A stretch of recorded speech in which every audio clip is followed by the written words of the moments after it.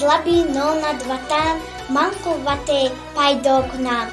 در لبی خواند وطن خوش صحبت برپا کنم.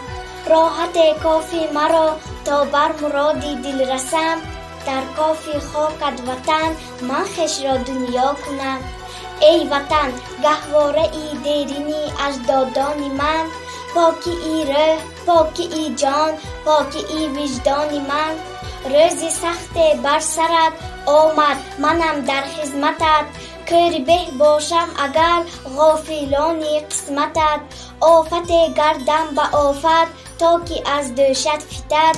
می دهم جان و جهانم را به تو با مهر و خط. ای وطن گهواره ای دیرینی اجدادان من. پاکی ای روح، پاکی ای جان، پاکی ای وجدان من. دور افکن بار را من جانی به باکی تو ام.